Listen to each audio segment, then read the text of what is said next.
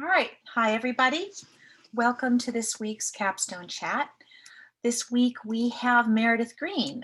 Meredith was a graduate of the Comm Department in 2009, and she went on to get a master's degree from GW, George Washington University down in DC, in political management.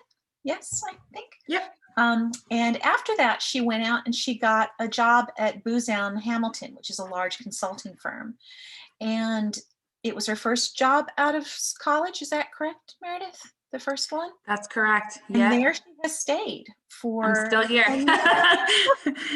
So this Meredith's career has been really different than many of the other people that we've had. So I thought it might be interesting to see what it's like from a corporate environment looking out. So please welcome Meredith.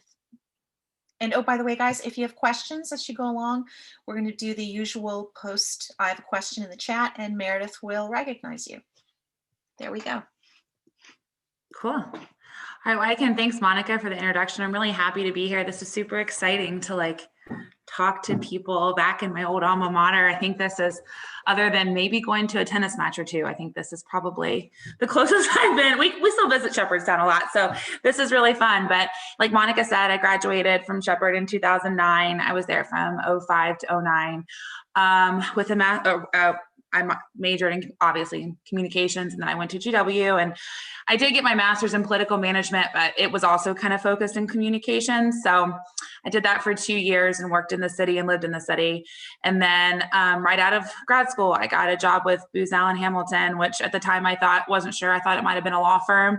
Wasn't really sure what it was, but it's been one of the best decisions that I ever made. I mean, I was really lucky to get the job. I fit what they were looking for at the time, and I've been there for 10 years. I mean, most of my friends, I feel like, have go around, but the cool thing about Booz Allen is I don't know if you're familiar with Booz Allen or how it's government consulting, how that works, but you get put on a project, at a very high level, you get put on a project. And so it's like, I might be on something for a year and then I'm on something completely different a year after that. So it's kind of like you're always getting to do something new and exciting and learning as you go, which makes you, I always say, it's like you get a new job without having to find a new job. So that's a really cool thing about it.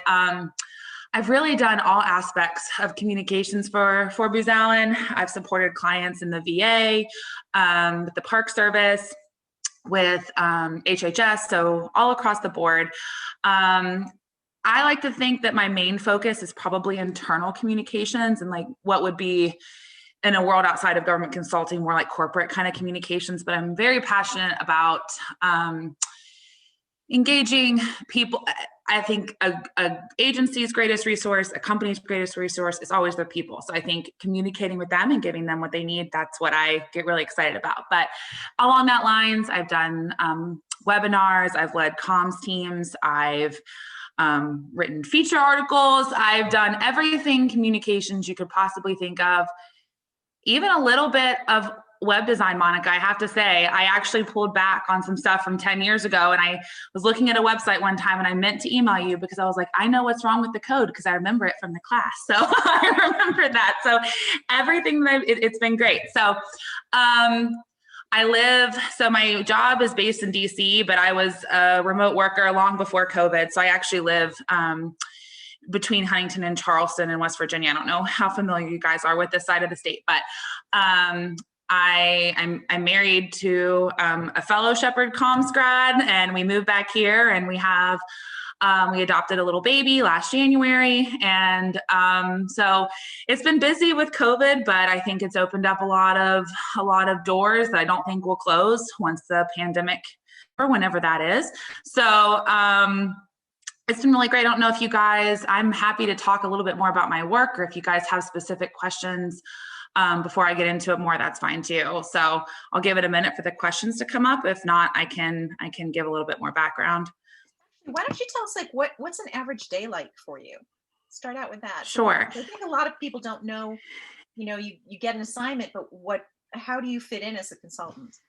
Yeah. So it differs depending on the project, but the project I'm on right now, and we're really, really lucky that most of my clients have really felt like we are not consultants, but that we're part of their teams, which is wonderful. I've been really, really lucky to have the best clients to work with, which, I mean, actually it seems to be kind of the theme. So most people have really positive experiences, but it's basically like we're their personal comms people. So for instance, today I made a poster about an important event I'm working on. There was more event planning and events kind of before COVID, obviously, that I would work on more. My last project was mainly webinar focused. So we would do national webinars like with it was with the Department of Justice. So we would do webinars for them on various criminal justice topics. Those really, as you would imagine, kicked up once COVID hit. But it really, really varies. And it's funny, people ask, I asked that question when I first started at Booz Allen. I was like, oh, so what's your typical day like? And I felt like they were a little stumped, but now I kind of get why they're stumped, because there's not a whole lot. It just varies from day to day. And Booz Allen's great because they do a lot also of philanthropy, and they do pro bono work. So while I'm involved on the client side too, I'll help with some of that. I mean, it's a really, really great company. It's big. I think we have over 27,000 employees, 80 offices around the globe. There might have been actually a couple open since I remember doing that last, but you would think if in a company of 27,000, you do still get some really great networks going. The people have been so wonderful. So yeah, I mean, I like to, my main, depending on where you're at, most of my work is client facing, but I do some internal stuff with them too, just because I'm very passionate about their mission, and I think that they're a wonderful company. So it's great. They give you the opportunity they really have always been very, very supportive of what I want to do with my career, of where I want to go. And if I've gotten put on a project that might not be exactly what I wanted, they've encouraged me to get the most out of it and helped me on the next one. So right now I do a lot more of, newsletters, some magazines. We're going to work on building some intranet sites. That's my day-to-day now, but that could be different in 2 weeks from now. So that is the world of consulting. It pivots a lot.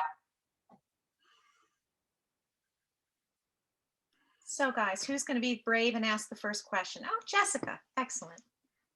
Hey, Jessica. Hi, can you hear me okay? Yep. So my question is if you could dive into a little bit of the networking and connections you made along the way, whether that was before graduation as well as after graduation, because I think a lot of us are kind of anticipating that in between, we're all about to graduate soon and into the workforce. So what kind of, how was your journey into that?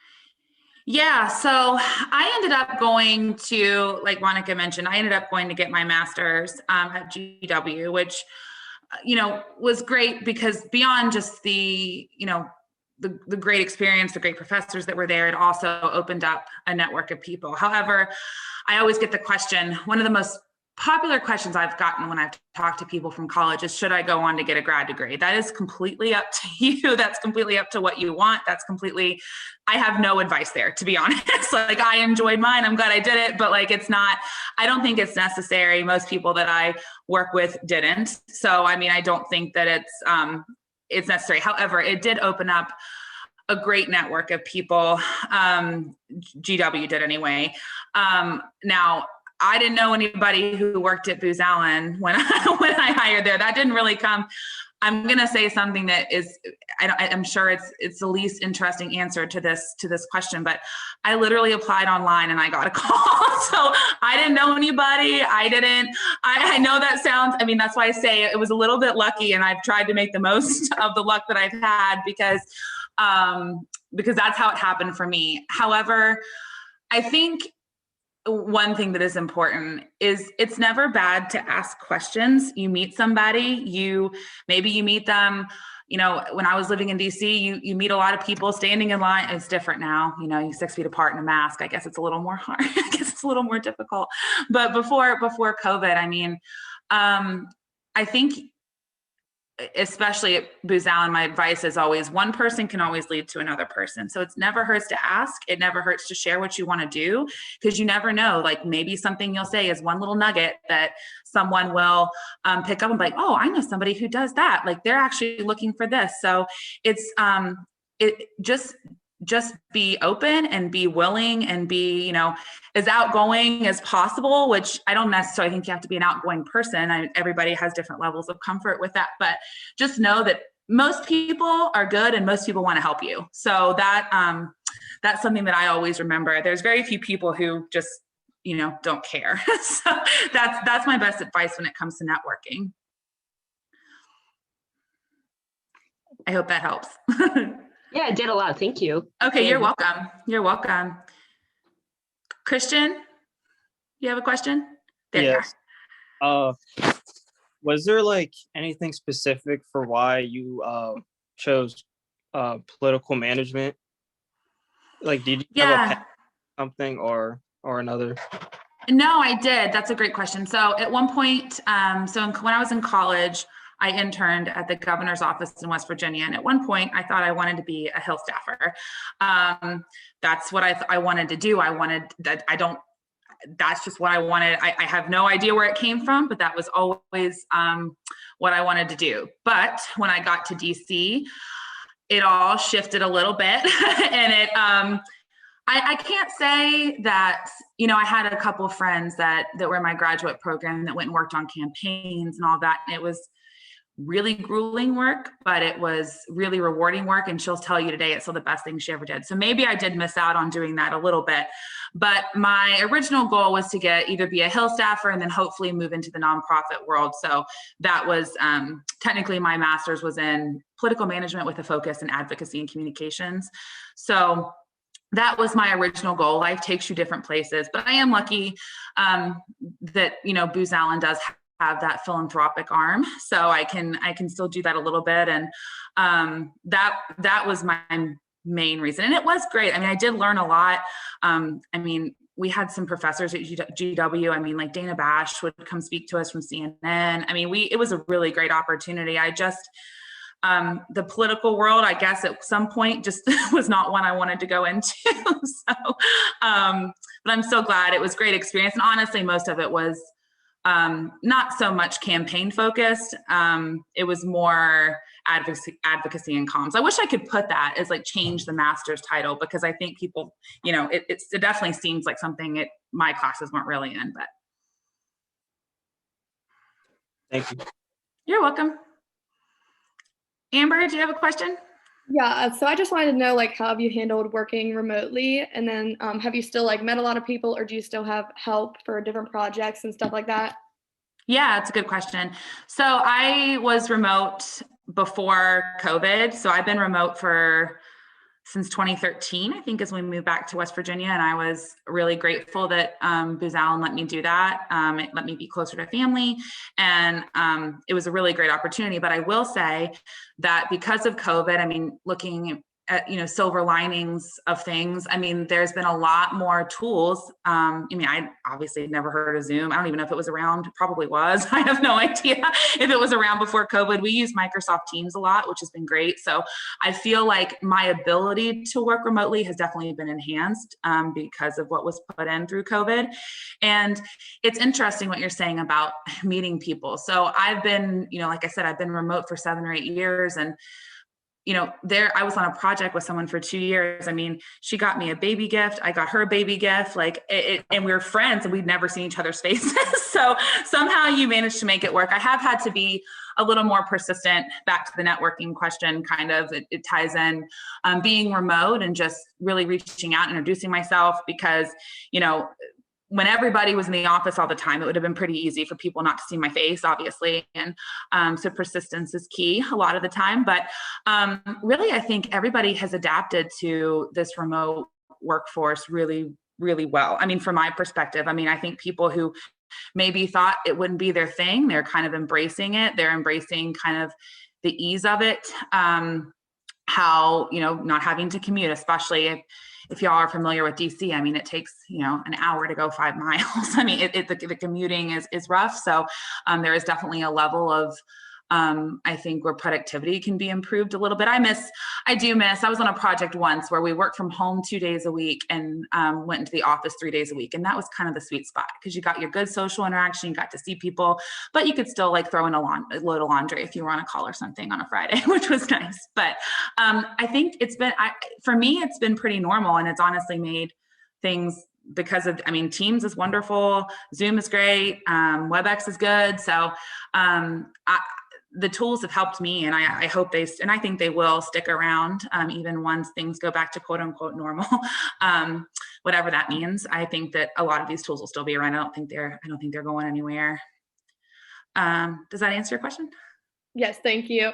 Great, thanks. Jillian, do you have a question? Yeah, hi. Where? Oh, there you are. I was just wondering if there was anything that you wish you had paid more attention to while you were at Shepherd. That is a really good question. Let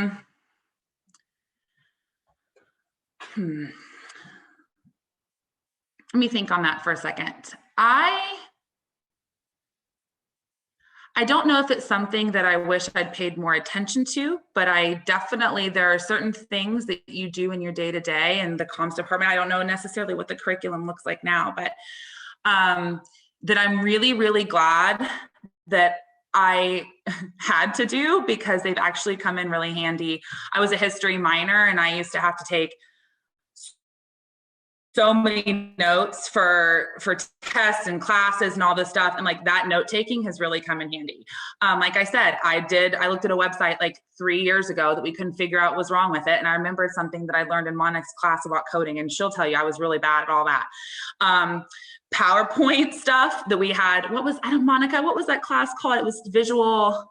I can't remember. I still think about it all the time, because every time I make a PowerPoint, I think about the class.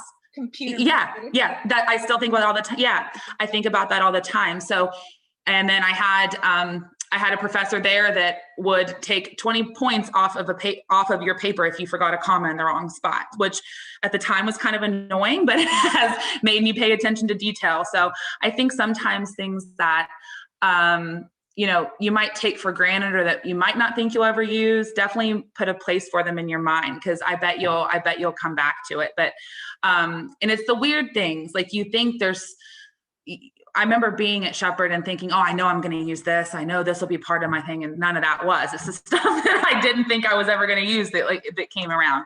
I still never used math in my early classes, but once you get into your major, depending on what career field you take, I bet you'll still use a lot of it. Thank you. You're welcome. Maddie.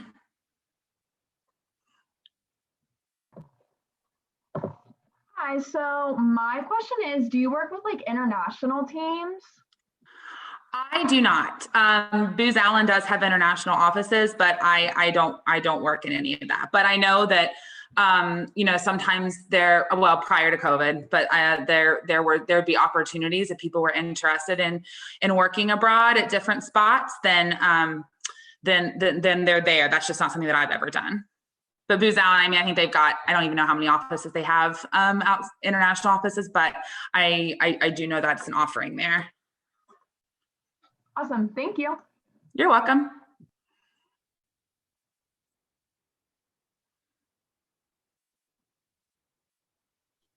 Hey, Dylan, go ahead. Hey, how are you? Good, how are you? Good.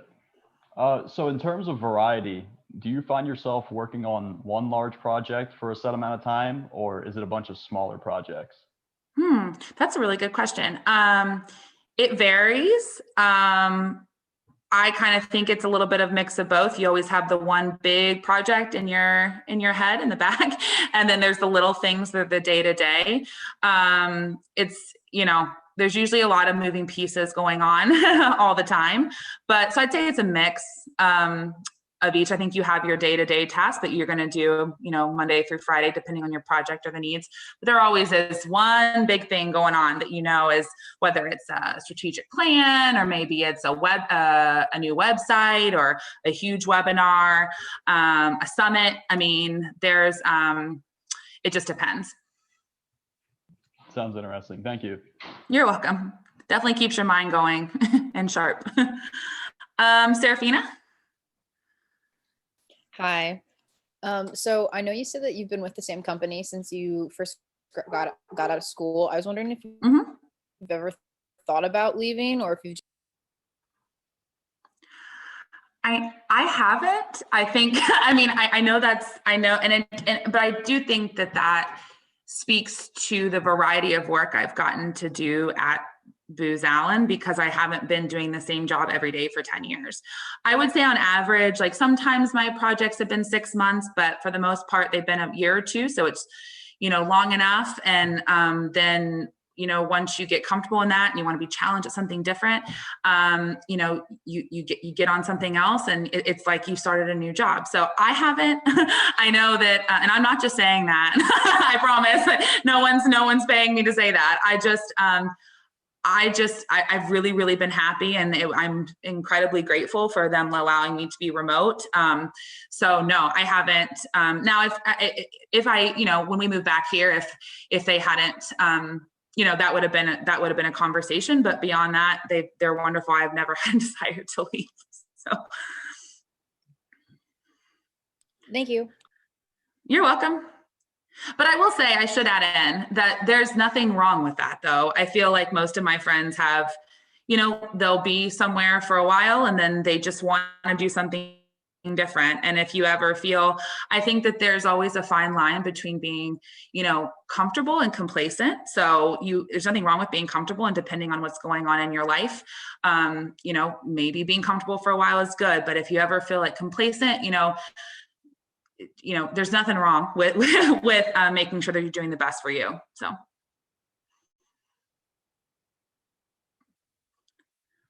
Jaden. Yeah, hi. Hi. So I know you do consulting, and you do these different tasks that, they could come out 2 weeks later, a year later. What are some different skill sets and strengths that you play on or rely on moving through those different types of tasks? Yeah, I would say that one thing that I have had to work on, and I still work on every single day, is I'm not the most organized person on the planet. I mean, I will straight up tell you, I am not. It's not a strength of mine. So that is one thing. Going back to the question about whether you work on big tasks or small tasks, organization is really key. For instance, I have to write every single thing down, whether it's to send an email in 5 minutes or whatever. So I've had to really work on that as I've progressed through Booz Allen and I have more responsibilities and manage teams, it's become even more important. So yeah, that's one thing I focus on a lot. I will say this is a silly thing, but you'll be surprised as you enter the workforce how important this is. When you write emails, when you're talking to people, make sure you use spell check. Always do that. I know that's a weird thing to say, but you'd be surprised about how many people are really turned off by that really sets you up well. And another tip that I got at Booz Allen that I've always carried with me is, if you're in a meeting, take notes, even if no one asks you to. Take notes and be the person that sends the notes that no one asked you for. It really, people love it. So, and it's good. It's good for you too, but it's actually just something that you don't really think about that really sets you apart, I think, as you enter the workforce. So. Great, thank you. Cool. Monica, you have a question. I do. So you work on teams with all these different projects that you're on, and I was wondering, what is how many people average on a team, and what kind of software do you use to coordinate? Is it only Microsoft Teams, or do you use something like a Trello board, or does it differ from project to project? It differs from project to project. I mean, right now Teams is, kind of new, in the last year or so. I think it's really great. I've enjoyed it. I think it's very seamless. And as far as teams, I've been on projects where it's me and one other, maybe a couple other people. And then I've been on projects where it's me and 100 other people. So it just depends. It just depends on the client. It just depends on the effort. But we've used WebEx too. I mean, that was kind of around before Teams, but it's really nice, the Teams aspect of Teams, being able to create your own team and keep everything in a spot and create your own task on those teams. I think it's great. I'm really enjoying it so far. In terms of software that you use on a daily basis, other than Teams, Excel, what kind of things basically, is it just the Microsoft Office suite or what?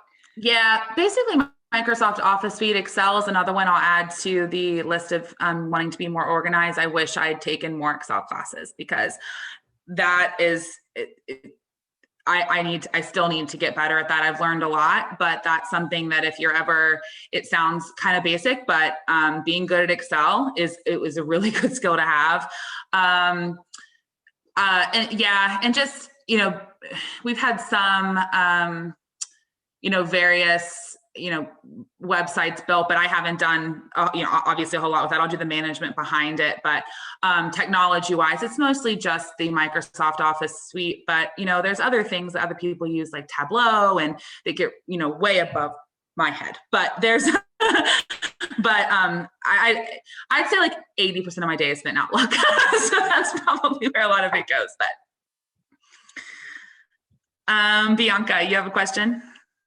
So since you work remote, and I imagine your team is also remote, are most of them in DC? And regardless of if they are or not, I imagine you have clients all over the place. How does that affect what your work hours are? Do you often find you're working weird hours because you have to take care of a client who's like on the other side of the country, or? Yeah, that's a really good question. So most of my clients have been East Coast. I've had several clients or several people on my teams that have lived in California or Oregon, and they usually just work East Coast hours. I'm not sure how standard that is, but that's how they chose to do it. So, they'd work from 6 a.m. to 2 or whatever. So it's always worked out pretty well. I did have one, I've had some clients based in Florida and Texas that are, remote as well, but it always just works itself out. And I think that, Booz Allen has always been very supportive of work-life balance. So especially with everything with COVID, kids are home and they've all been incredibly understanding. And if you've had to, be offline from 12 to 1, I've had great project managers that have just been awesome about it. So they've been really supportive, and it has always worked out. Most of my clients have been East Coast. Most people at Booz Allen are East Coast, DC specifically. But it's changing a little bit. People are moving, and with all of this, it'll be interesting to see what it looks like in 2 or 3 years for sure. Thank you. You're welcome.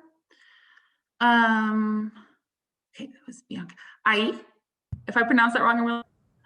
No, you were right. My question, okay. You mentioned earlier that you work in teams. Does that make your job harder or easier?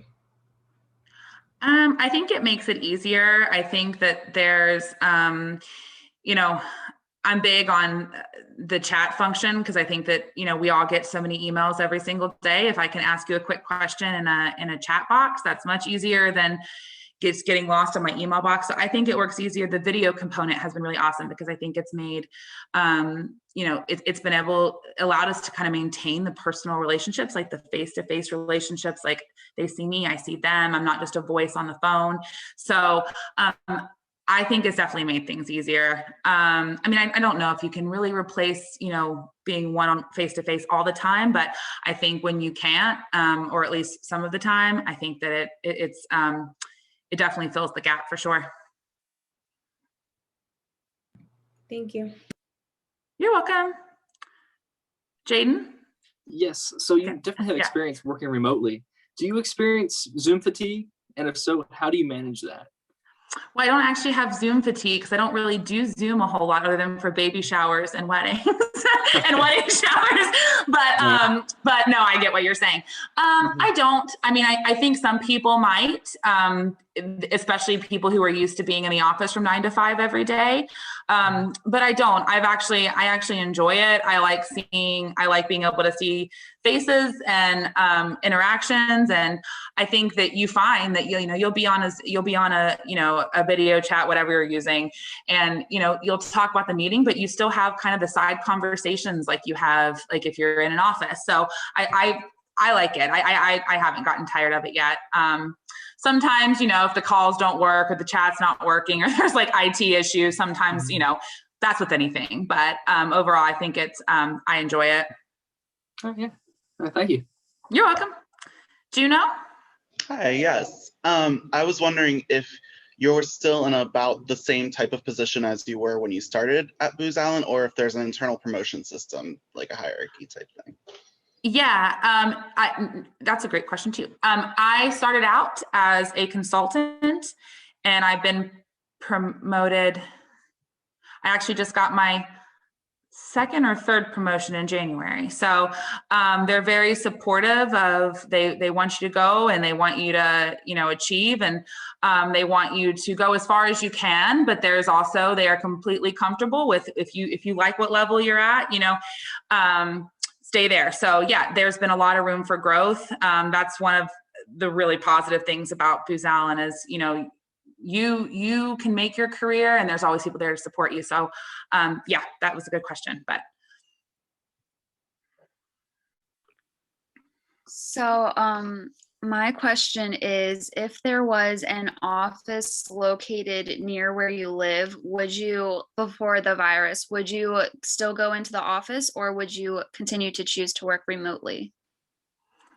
Great question. I think I would want to do like a 50-50. Like I mentioned before, when I had a project where I could go into the office 3 days a week and be home 2 days a week, it was the perfect schedule. So yeah, if there was an office near me, I would definitely go in a few times a week, 100%. So if I was in DC, even though, well, you can't go into the office right now, but if in a world before the pandemic, I would have definitely chosen to go into the office a couple of days a week for sure, because I do think it's just, you never know who you're going to meet. You never know who you're going to talk to.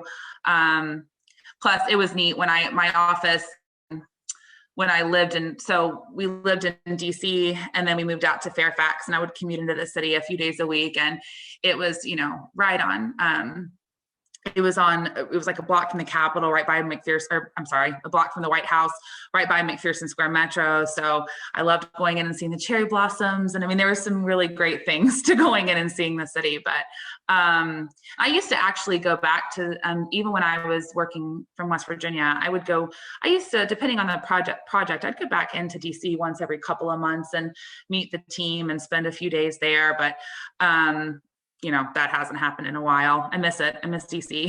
Can't wait to get back. Thank you. You're welcome.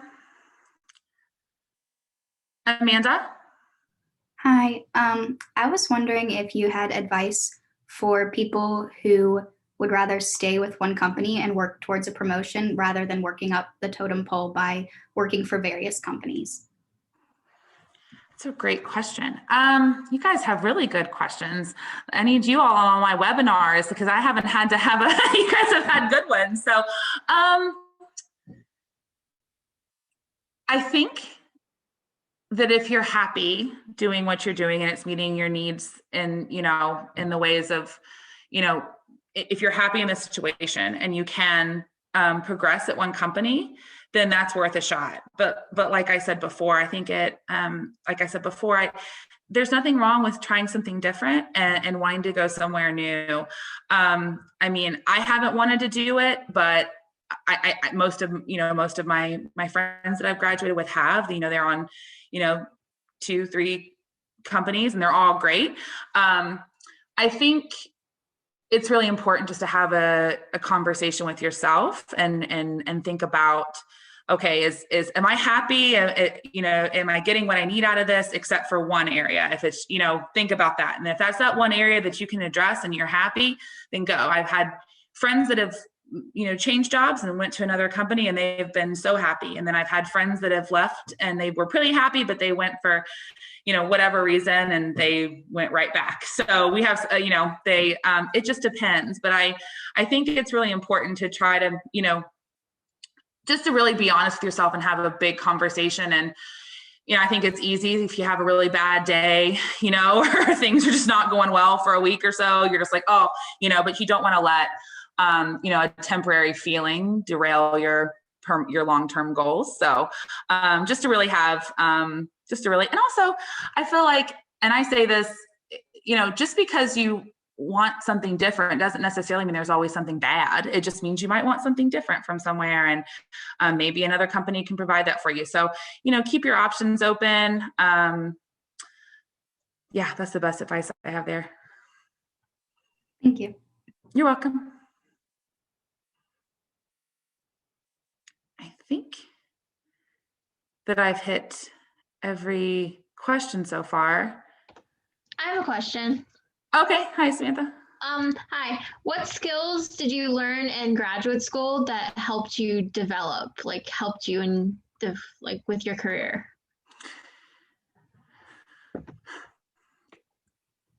We had a lot of, I will tell you that my political statistics class only gave me headaches and did nothing for me long term, but I made it through. We had some really, really great kind of presentation, more oriented classes, public speaking kind of things, some really great writing classes in terms of whether that was, your final papers, or whether it was, there was grant writing classes that really honed in on your writing skills that were wonderful. I feel like a lot of grad school for me, which I think is different for everybody depending on your program, but we were really lucky just to have some really, really, awesome professors that just hearing their stories and how they navigated through different situations. And I think also grad school reminded me a little bit of your later years in undergrad, where you're really getting to focus on, what you want to do. This is, what I mean? This is what I'm interested in. This is my goal. So I feel like grad school is a little bit of an extension of that every day, every class was interesting to me, except for the statistics class, but everything else was really interesting to me. But I've never been more proud of a B in my life, I will say that, than in that political statistics class.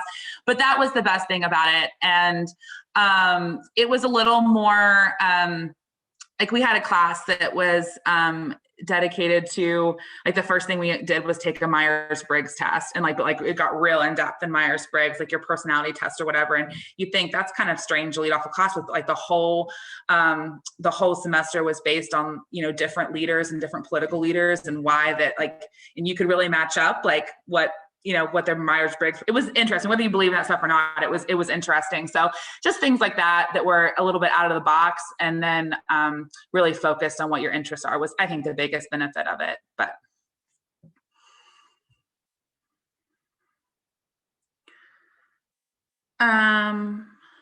okay, Amanda. Amanda, do you have a question? I already asked my question. Okay, that's right. So Yeah. Ash is next. Hi. I'm about to start applying for graduate school, and I was just wondering if you had any advice for going from Shepherd and then starting that. Yeah, so my grad school was a little bit unique for me. It wasn't a full-time program. So am I getting too big of an echo for you guys? I hear it on my end. A little bit.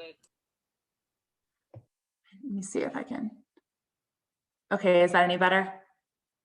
Okay, so my grad school, the reason I chose GW was because the classes were at night. So they were at 7 o'clock or whatever time they were, and then you could work during the day, because I worked full time during grad school. I did some paid internships, whatever. But that was one of the bases for why I chose my graduate program. What are you thinking about going into? I'm going for library science. Oh, cool. Very cool. That's very interesting. Yeah. So I think that for me, that's what I wanted to be in DC. Like I said, at the time, I thought I wanted to be, you know, somewhere involved in the political sphere. But it was really important to me to be able to work when I was in grad school, because I think I got a lot of, you know, as much valuable experience from the working as I did from the school. So I think it just depends on what you're, you know, looking to do. But I'm so glad I did it, grad school. But you know, everybody has, you know, it's different for everybody. So I hate to recommend I had friends that have said, I'm thinking about going back to school. What do you want to do? I'm like, well, do you want to go back to school? Because if you do, then do it. But if not, you don't have to. So hopefully that's helpful. It is. Thank you. You're welcome. Amber. Okay, I just have a question about like your interview process. What questions did you prepare to go into it? And then was it an in-person interview? Yes, it was in person. It was like, 10 years ago. It was kind of like speed dating. So they set us, I don't even know if speed dating is a thing anymore. I might have just aged myself a lot by saying that, but it was kind of like speed dating that, and so they had, it was kind of like an open interview, but they had people that, that were focused on what you were, what your field was going to be, what you were applying for. And they ask you a bunch of questions. I don't remember exactly what they asked me. I remember being very nervous. And then flash forward like a year later, I was on a project with somebody who interviewed me just by chance. And, and she was great. So you're going to be super nervous. Like I still get nervous. I got nervous to come here and do this today. But I think a good question that I've heard a lot of people say is, when they ask you if you have any questions, always have something prepared. So whether it's something about their company, whether it's something about their goals, a good question I think is always to ask them where they see themselves in 5 years, because they're probably going to ask you something along that line. So asking them that is good. It's stumped a couple people a few times, but it's always a good question, but never, that would probably be my biggest recommendation for interviews. Be yourself, be natural, be prepared. But also, when they ask you if you have any questions, always have something to ask them, because it shows that you've researched their company and that you've taken interest in them up front. I don't think you have to do a deep dive on anybody's, website or history. You'll learn that, but just to have an overall awareness of what's going on would be my biggest advice. Thank you. You're welcome. Monica. So along those lines, where do you see yourself in 10 years? Honestly, I don't think I'm leaving anywhere unless they get rid of me. I mean, I know that that's the most boring answer, but I'm just very happy with this company. I believe they do some really great work beyond client stuff. Some of the other things they do are so wonderful. So I'd probably like to, it kind of slows down. You get promoted, once in a couple years, and your next one's about 4 years. The next leap for me is going to be at least 5 or 10, probably at least 5, maybe more down the road. You get more into kind of more, you're not doing the day-to-day work as much. You're kind of leading teams and things like that, which I hate to let go of, because I still, to this day, I'm happiest when I'm like writing a blog. Like I just love to write, and I would miss the creativity. So I'm really good where I'm at now. I will probably still be at Booz Allen, as if they want to keep me around.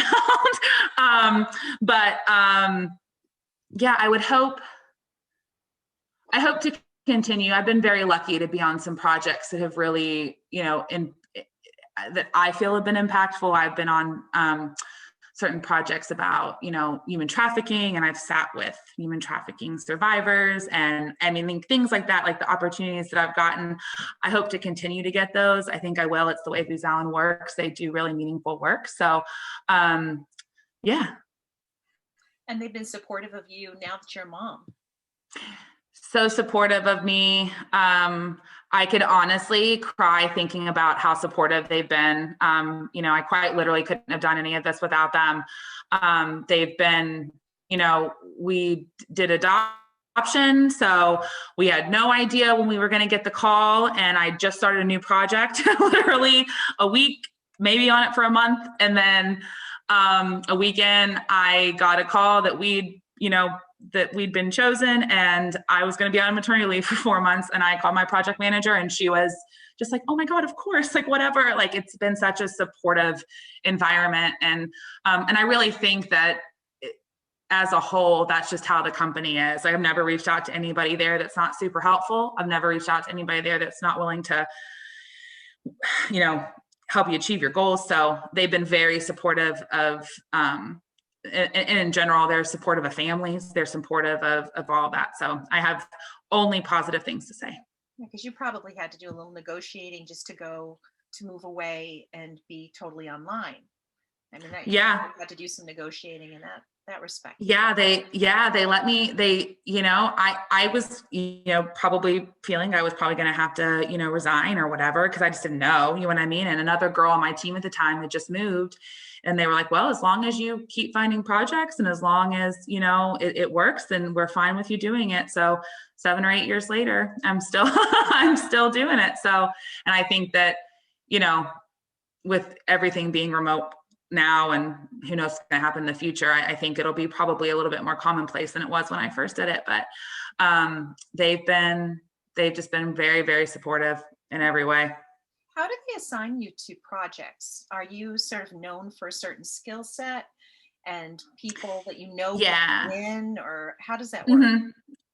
Exactly. So when you first, when I first started, it was kind of like they looked at my skill set and then brought me on because of my skill, of my skill set. But now it's, someone will, let you know, like, oh, I know this project, someone's rolling off over here. Are you interested in this? So that's why networking is really important there. But they do a wonderful job. Some consulting firms hire you for a specific project. That's not how, well, they might hire you for a specific project, but you're still employed by Booz Allen, even if something happens that you find another one. Some companies don't work like that. So that's a really good thing about them. Yeah. Guys, any more questions? It's not often. I do have another question, actually. It's kind of with regards to what she just asked with like being qualified for the certain things. What if you get hired on for one thing and you want to kind of gain skills in another kind of qualification while you're there? Do they work with you on building skills in different areas? Or is it more they prefer you to stick to what you're specialized in?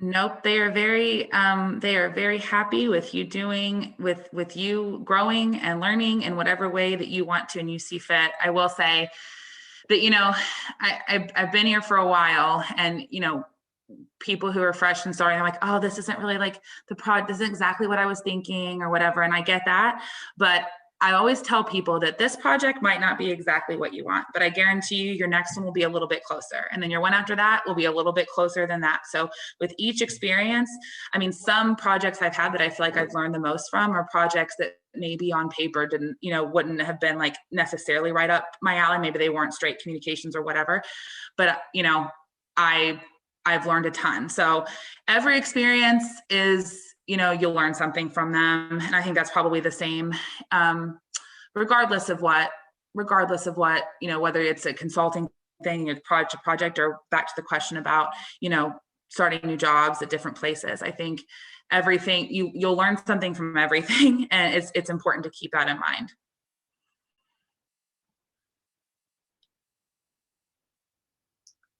Any more questions, guys? Just scanning your little faces here. Yeah. Just out of curiosity, I'm gonna change my view here. Raise your hand if you think that you might want to go to a more corporate environment. How many of you are thinking of that as an option? So we've got Jaden, Maddie, maybe a third of you going into that kind of environment. Fabulous. Well, any final words? I was just gonna say, keep me posted, guys, as you move forward. If you ever have any more questions, please let me know. Send me, Monica has my email. Send me your resumes. I'm happy to do anything I can. I know that as you're looking and going and college is wrapping up, it's a really I don't know if it's a scary time, but it's a very like, what's next kind of time, and you don't know where it's going to take you. But it's if you can enjoy the excitement of it, and there is some joy in the unknown, and I know it's all going to work out great for you guys, but let me know if there's anything I can do. We used to have, I don't know what, probably not happening, right? We used to have an intern program at Booz Allen. I'm sure it's still alive in some capacity, but COVID has just, changed everything. But please send me resumes, questions, whatever. I'm happy to do whatever I can to maybe make it a little less scary for you in the next few months. So. Well, thanks so much, Meredith. I know you're busy, and we really appreciate your taking the time to come and chat. Of course. Of course. Well, it's really great talking to all of you guys, and hopefully I'll see you again soon, Monica, next time I can make it up to Shepherdstown. And I wish you all the best of luck. It was really great talking to you, and I hope it was helpful. Absolutely. And you better stop by. Well, if I will. I will. I will. I will. I for sure will. All right. Well, thank you guys so much. Yeah, I will. I will. Absolutely. Thanks. Bye-bye. Thanks. Bye.